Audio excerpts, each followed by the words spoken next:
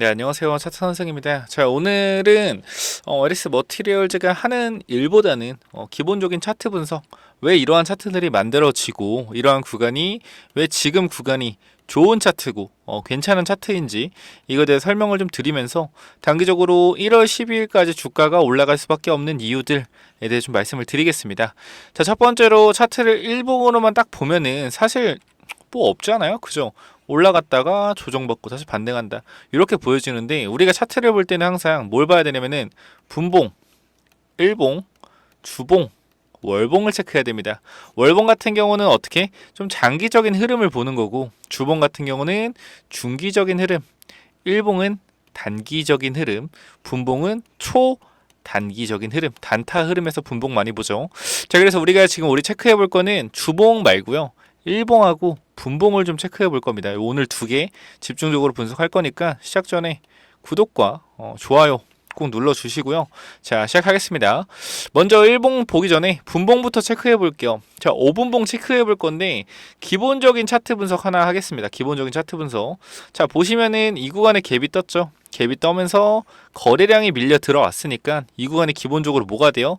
지지선이 돼야 되겠죠. 그죠? 여기 지지선 한번 지지 봐줬습니다. 근데 이 구간에서 주가가 밀렸단 말이에요. 지지선 다음에서 주가 어떻게 했다? 자, 이렇게 밀렸죠. 이때 왜 밀렸어요? 이때 밀린 이유가 뭐였죠? 자, 의무 보유 확약 물량. 자, 얼마? 45만 주 물량 나오면서 주가가 밀려버렸다. 그러니까 이 부분에 대해서, 이 밀린 주가에 대해서 지지를 받은 부분이 또 있는데, 보시면 여기서 이런 구간 볼게요. 자, 여기서 지지받았죠, 그죠? 이 구간 두 군데를 이렇게 제가 선을 그어주고 딱 봤을 때 쫙 당겨 보자고요. 쫙 당겨 보면은 뭐가 나온다? 자, 여기가 나온다. 단기적으로 고점을 형성해서 눌렸던 부분에 대해서 다시 한번 고점 돌파해 준 부분 어디예요? 36,500원에서 37,000원 부근. 결과적으로 저항선으로 작용되는 부분이 어떻게 됐다? 돌파가 나왔죠. 그럼 여기 뭐가 돼요? 지지선이 되죠. 아주 기본적인 원리인데, 이런 기본적인 원리만 좀 잘 알더라도 여기서 왜 지지를 받고 나서 주가가 반등했는지 알 수 있을 겁니다. 그리고 우리가 에리스 머티리얼즈는 세력이 있을 수밖에 없다라고 생각하는 부분들이 어디 있어요? 바로 이 구간에 있죠. 왜? 단기적 주가를 보시면 알겠지만, 자, 말이 안 되잖아요. 그죠? 자, 이 구간 보면은 단기적으로 세력이 존재할 수밖에 없는 이유가 좀 나온다. 자, 보면은 이 구간 36,000원 부근에서, 그죠? 36,000원 부근에서 주가가 갑작스럽게 급등을 하는데, 이 급등하는 구간이 어디예요? 43,000원 구간까지 급등을 했다라는 겁니다. 어디서부터? 36,000원부터 몇 프로가 오른 거죠? 거의 한 18% 정도의 주가 상승률이 나왔다. 그것도 금방 한 20분도 안 거의 20분도 안 걸렸죠. 15분 만에 폭등이 나왔다. 이 상승 누가 만들어냈을까요? 이게 과연 주포가 아니라면은 어떤 걸 보고 우리가 주포라고 할 수 있을까요? 그죠? 주포일 가능성이 굉장히 높다. 그러니까 우리 기본적인 차트 분석에서 3분봉으로 좀 봅시다. 봤을 때 좀 특이한 부분 없나요? 특이한 부분? 딱 봤을 때 특이한 부분 생각해내야 돼요. 뭐예요? 자, 지지 구간이죠. 지지 구간. 자, 이탈 발생했잖아. 그럼 뭐 해야 돼요? 저항으로 바뀌죠. 아까 말했죠. 저항 구간을 돌파했을 때는 뭐가 된다? 지지가 된다. 근데 어떻게 됐어요? 만약에 지지 구간을 이탈하게 되면 어떻게 돼요? 이탈하게 되면 여기가 저항 구간이 되죠. 근데 이러한 저항 구간을 거침없이 거래량을 키워서 돌파해 줬다라는 것은 이 구간에서 저항을 안 받았다. 즉 무슨 말이에요? 아, 이거는 세력들이 돈을 써서 올린 자리구나 라고 판단하시면 돼요. 자, 우리가 생각해 봅시다. 지금 구간에서 보세요. 자, 이런 구간. 자, 먼저 이거 설명하고 말씀드릴게요. 자, 보면은 우리가 보통 세력들이 물량을 털잖아요. 물량을 털면 여기서 어떻게? 이 구간에서 물량을 털었겠죠. 그죠? 요렇게 물량을 털었다 생각해 봅시다. 이 구간에서 이렇게 할게요. 요렇게 물량을 털었다. 자, 그러면은 물량을 털었어요. 만약에 내가 세력이야. 내가 세력이고 이 43,000원 위에부터 여기서부터 물량을 털면서 내려왔어. 그러면은 내가 머리에 총 맞지 않는 이상 이 구간, 내가 물량을 턴 자리 위에까지 주가를 올릴까요? 절대 안 올린다. 절대 안 올린다라는 거예요. 그럼 뭐예요? 결과적으로 이러한 부분들에서 주가를 올렸다라는 것은 이 구간이 물량을 턴 구간이 아니라는 거죠. 핵심적인 포인트다. 우리가 이 계단식 하락이라고 들어봤죠. 계단식 하락. 계단식 하락이 도대체 왜 만들어질까요? 계단식 하락이 세력들이 이런 구간에 보세요. 이런 구간에서 자 물량을 던졌다고 칩시다. 요건 물량을 던졌어요. 여기서 그죠? 그러면 주가 빼다가 어떻게 돼요? 여기까지만 올리는 거예요. 내가 물량을 던진 구간까지만 올려주고 딱 물량을 던진 이 위에까지는 안 올려준다. 왜? 내가 물량을 던진 자리인데 뭐하러 올려줘 다시 그죠? 여기서 맞고 빠지고 지지선이었죠 그죠? 여기 이탈 나왔죠? 이탈할 거예요. 물량 던졌다면 다시 올라갈 때 어떻게? 내가 물량을 던졌던 자리까지만 어떻게 올려주는 거다. 그래서 어떻게 되는 거예요? 주가가 이런 식으로 원래는 계단식 하락이 나오는 거다. 세력들이 물량이 터는 과정에서는 그럼 이렇게 주가를 반대로 올려줬다라는 것은 세력들이 물량을 털어낸 것이 아닌 뭐요? 추가적인 상승을 의미한다라고 해석하시면 된다라는 겁니다. 그러니까 여기서 나온 45만 주의 물량을 봐도 바로 걷어간 세력들이 존재했다라는 거죠. 그 차트적 분석으로 딱 봤을 때 우리가 뭐랑 굉장히 비슷해요? 딱 이 차트 많이 들어보셨을 거예요. 다른 유튜버들도 얘기하죠. 자, 에코프로머티와 굉장히 비슷한 차트 흐름을 보여주고 있다. 상승, 상승, 횡보, 상승, 조정, 다시 상승, 횡보, 급등 이 흐름이죠. 보시면은 에코프로머티 볼게요. 자, 에코프로머티는 한 15분 봉으로 보면은 적절할 것 같습니다. 자, 15분 봉 체크하면 너무 더럽죠. 죄송합니다. 제가 이 에코프로머티도 여기서 추천해가지고 현재 진행 중이에요. 굉장히 타점 좋았다라는 거 그냥 알고만 계시면 되고 자, 보시면은 상승, 상승, 횡보, 상승, 조정, 그리고 상승, 횡보, 상승. LS 어디 구간이에요? 이 구간이죠. 이 구간. 이 구간이라는 겁니다. 이 구간. 저는 이 증시에 이 메이저 세력이 있다고 생각을 합니다. 메이저 세력. 굉장히 강한 세력이 있다고 생각하고 이 강한 세력이 LS 머티, 그 다음에 에코프로 머티, 그리고 이 신성 델타테크에도 있다고 생각해요. 신성 델타테크에서 한번 해먹고 나왔죠. 왜냐면은 신성 델타테크 좀 이따 볼 건데 LS 머티 보면 지금 구간 어때요? 아까 어디? 상승, 상승, 횡보, 상승, 조정, 그 다음에 상승, 횡보 구간, 그리고 다시 상승 나오는 이 자리라고 우리가 유추할 수 있다라는 겁니다. 아시겠죠? 그 신성 델타 테크 제가 얘기 드린 게 뭐냐면은 지금 차트 패턴이 비슷하잖아요. 신성 델타도 마찬가지. 이 주가가 15분 봉인데 보세요. 지금 LS 머티가 지금 이런 구간이라는 거예요. 이런 구간. 단기적으로 보시면은 그리고 미리 말씀드리지만 신성 델타테크는 많이 올랐기 때문에 여기서 상봉 찍고 내려온 거다. 그거 먼저 알고 계시면 되고 자 보시면은 여기서 볼게요. 요런 구간인데 보세요. 자 지지선 이탈 나왔죠? 똑같이 이탈 나왔다. 이탈 나오고 나서 어떻게 여기서 돌파하는 흐름 그리고 어떻게 했어요? 이 구간에서 반등하는 흐름으로 나왔다라는 거예요. 보시면은 그죠? 요렇게 보면은 반등한 흐름 나왔다. 근데 우리가 좀 중요하게 생각해야 되는 게 의무 보유 확약 물량이 있잖아요. 결과적으로 주가 상승을 조금 끌어올릴 수 있다. 의무 보유 확약 물량이. 선생님 이게 무슨 말이죠? 의무 보유 확약? 보호예수 말씀하시는 거 아니에요? 그럼 보호예수 물량이 나오는데 주가가 도대체 왜 올라가죠? 자, 여기서는 빠졌잖아요. 그죠? 자, 근데 우리가 하나만 좀 생각하시면 돼요.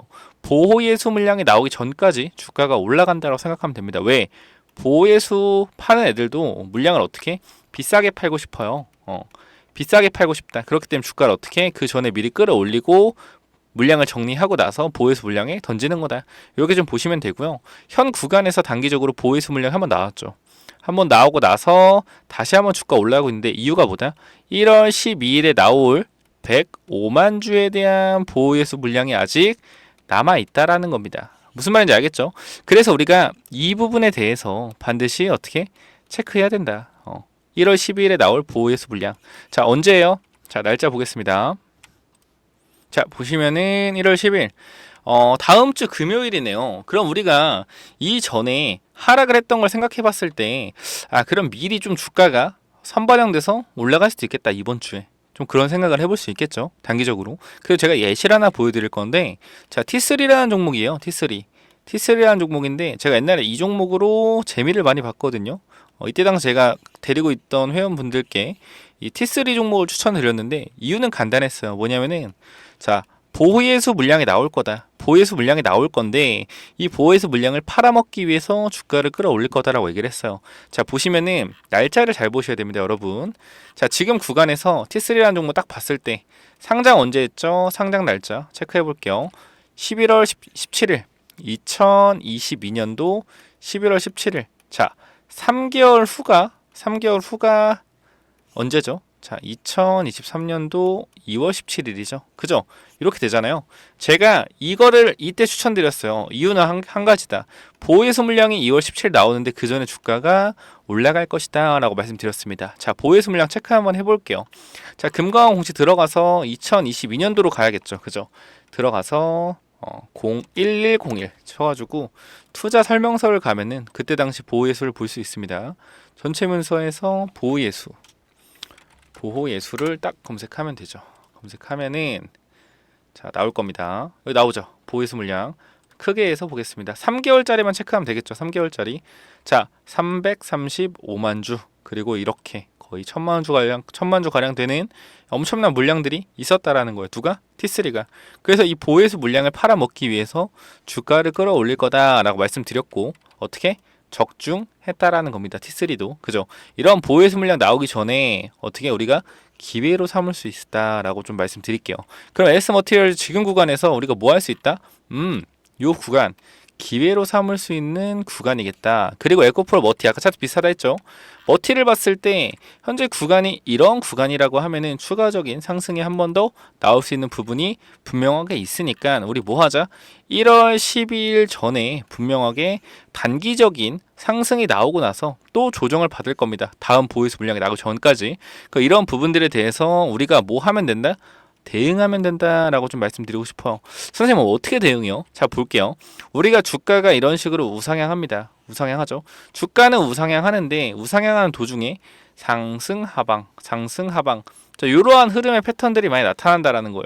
맞죠? 그러면 이 구간에서 고점 저점 이 구간이 여기서도 5만원부터 어디까지 빠졌죠? 36,000원까지 빠졌죠. 그러면은 30%의 변동성, 하방으로는 30%, 위로는 40% 이러한 변동성을 보여준다라는 거예요. 그럼 결과적으로 이 구간에서 내가 물량을 1000주를 들고 있다라고 하면은 어떻게 해야 돼요? 500주는 가지고 가고요. 500주는 어떻게? 상승 파동의 매도. 다시 내려오면은 500주 매수. 올라오면 500주 매도. 나머지 500주는 어떻게? 들고 가는 거 그대로. 이런 식으로 움직이면 됩니다. 사고 팔고 단타 치는 게 좋지는 않은데요. 이렇게 길게 가져가는 주식은 단기 상승의 매도, 조정의 매수, 나머지 2분의 1은 들고 가고 이러한 좀 패턴으로 가시는 게 좋아요.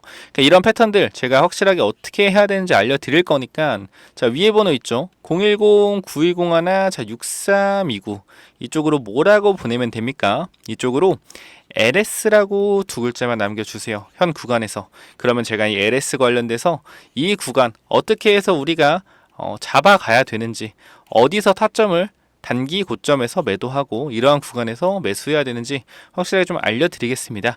제가 아까 분봉 말씀드리고 일봉 말씀 안 드렸는데 자, 일봉 이거 있죠. 이거 일봉. 자, 중심선.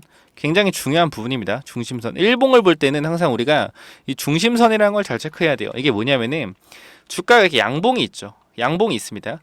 이 양봉의 중심선을 우리가 중심선이라고 하는데 이게 왜 중요하냐면은 자, 양봉에 딱 중심을 긋습니다. 그죠? 그리고 중심선에서 이탈이 안 나오면 뭐예요? 이거는 추세가 상방 추세라고 얘기하는 거고 이 양봉의 중심선에 이탈이 나오면 어떻게? 이거는 단기 하방 추세. 이렇게 얘기를 하는 거예요. 그래서 이 중심선이라는 게 굉장히 중요하고 이런 중심선에서 우리가 매수 매도가 많이 일어납니다. 그거 좀 알고 계시면 되는데 자, 제가 이 중심선에서 정확하게 추천드린 이유가 바로 이거예요. 이 추세가 아직 깨진 추세가 아니기 때문에 단기적으로 어떻게 여기서 추가 매타점으로 잡을 수 있었다라는 거죠. 자, 이거 보시면은 자, 이렇게 LS 머티리얼즈 관련돼서 구간 어디입니까? 어디 구간? 37,000원 양봉의 중심선 구간에서 자, 아침에 매수타점 드렸습니다. 아침에 왜 매수타점 드렸죠? 자, 상승 재료 IPO 테마로 급등 패턴. 그죠? 누구였어요? 에코프로 머티. 이 급등 패턴. 그리고 뭐였다? 기준본의 중심가 매수. 상승 추세에서 이탈하지 않은 이러한 자리에서는 매수 타점이다 라고 말씀드리는 거고요.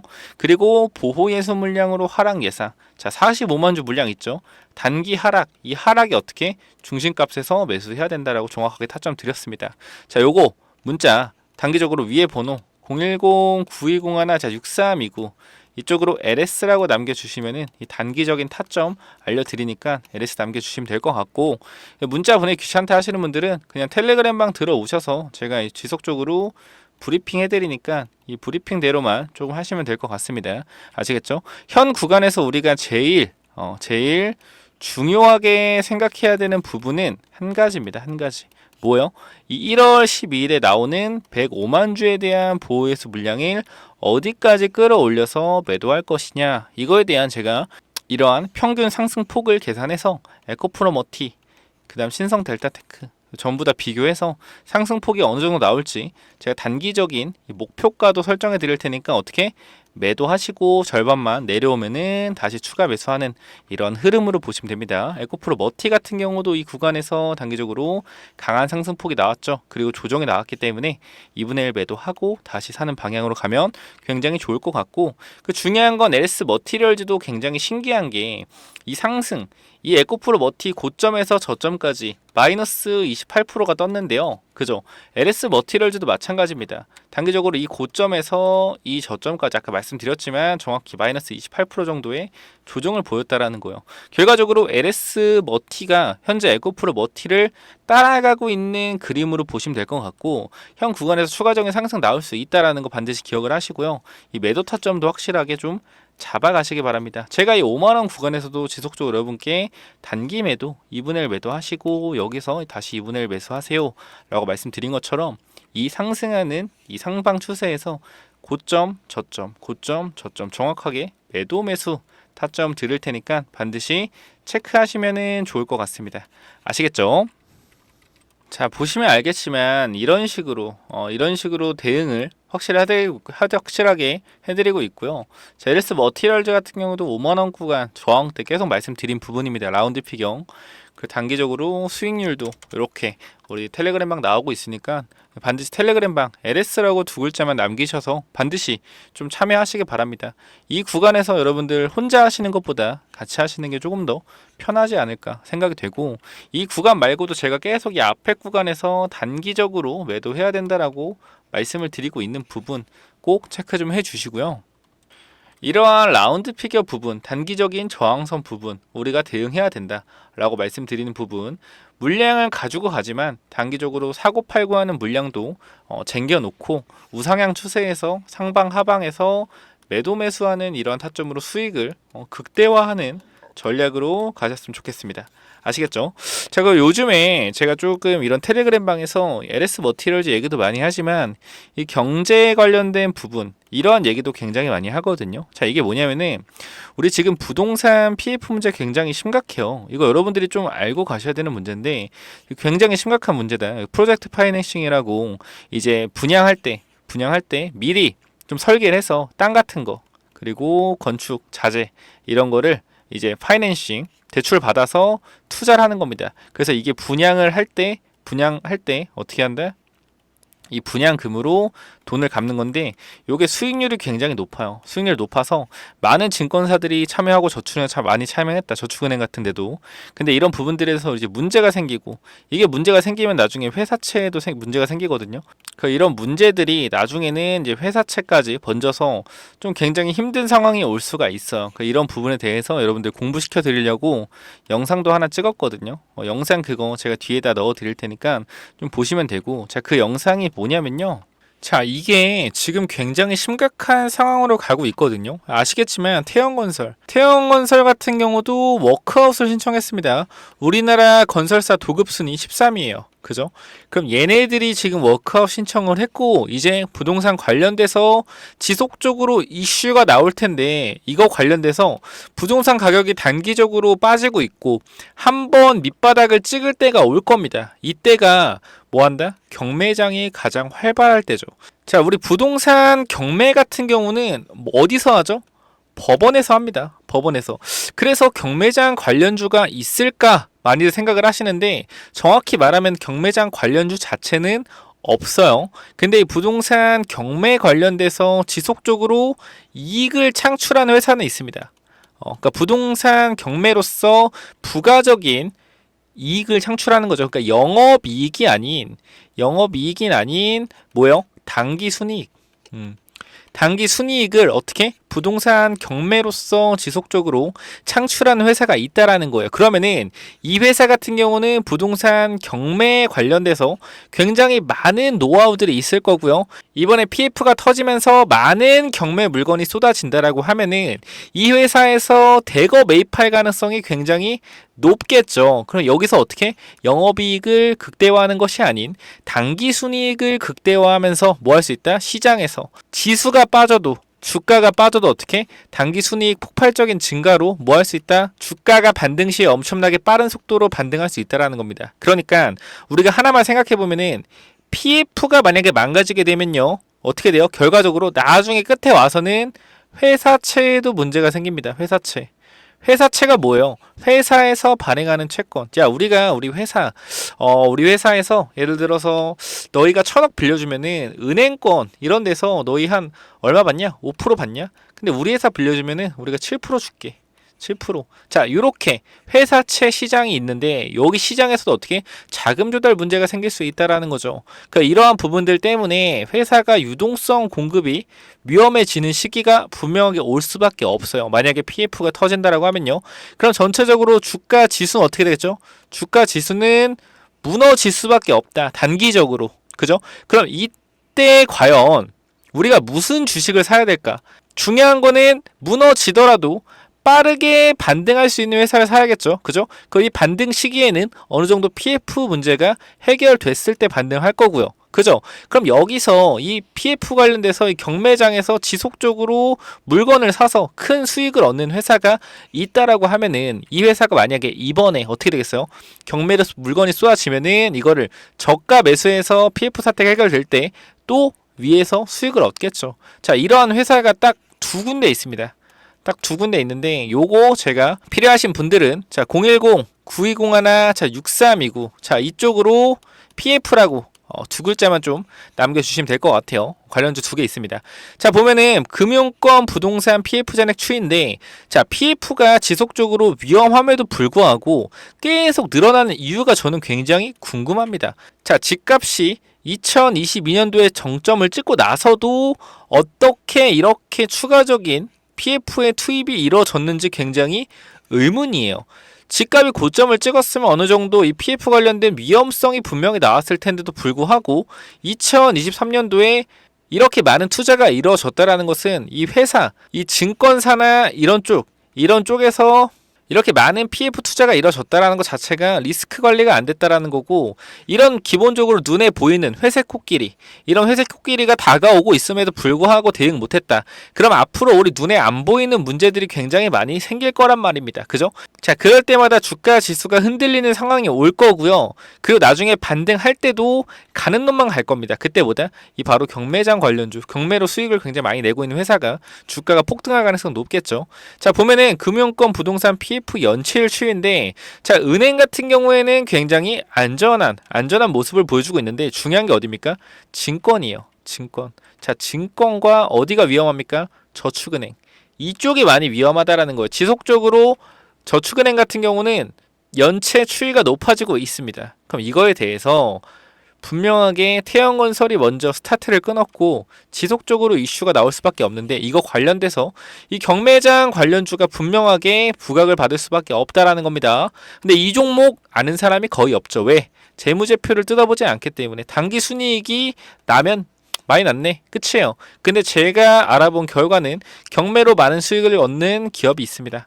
자, 이 기업이 주가가 혹시나 빠지더라도 반등할 때 어떻게? 빠르게 반등할 가능성이 있겠죠. 요 종목 위에 번호 010-9201 자 6329 자 여기로 PF 두 글자 남겨주시면은 자 제가 요거 보내드릴 테니까 꼭 이 종목 두 종목 받아가시기 바랍니다. 자 여기까지 하고 마무리하겠습니다. 감사합니다.